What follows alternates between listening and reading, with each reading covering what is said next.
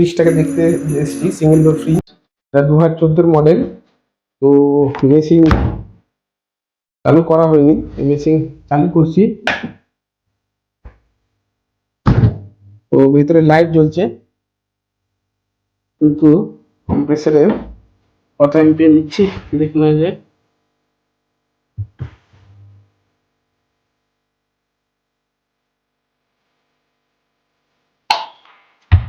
কেটে যাচ্ছে এম্পিয়ারটা দেখলেই। এর ভিতরে এটা খুলে দিলে ওভারলোড কি অবস্থা আছে দেখবো। মেশিনটাকে দিলে ওটার জায়গাটা একটু খুলবো। এটা অ্যাম্পিয়ার কম নিয়ে কাট আউট হয়ে যাচ্ছে। কম্প্রেসর স্টার্ট হয়ে গেছে, দেখুন 0.75 অ্যাম্পিয়ার নিচ্ছে।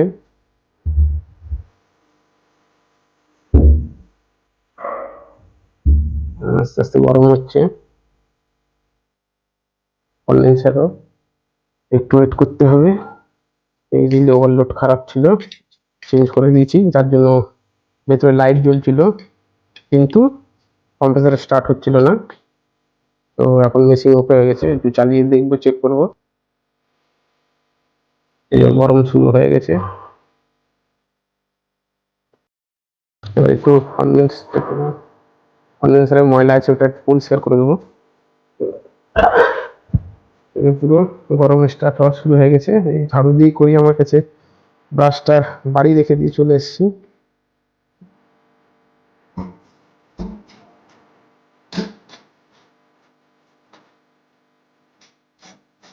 এটার জন্য হিট কনডেনসেশন ঠিক করে হয় না, অনেক সময় ধুলো পড়ে যাওয়ার ওভারলোড ট্রিপ করে যায়।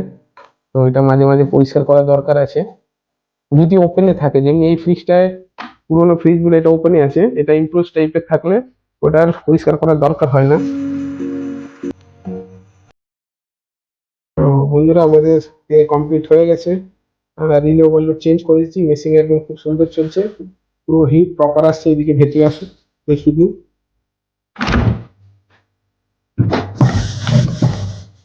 পুরো ঠান্ডা হয়ে গেছে,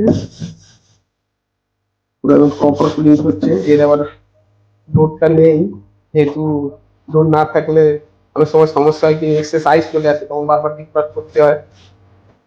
তো কাস্টমারকে বলে দিই, কাস্টমার কোনো অসুবিধা নেই, তোমরা রিপ্লেস করেই থাকে মাঝে মাঝে। তো ঠিক আছে, অসুবিধা নেই, একদম প্রপার ঠান্ডা হচ্ছে। ওকে, মেশিন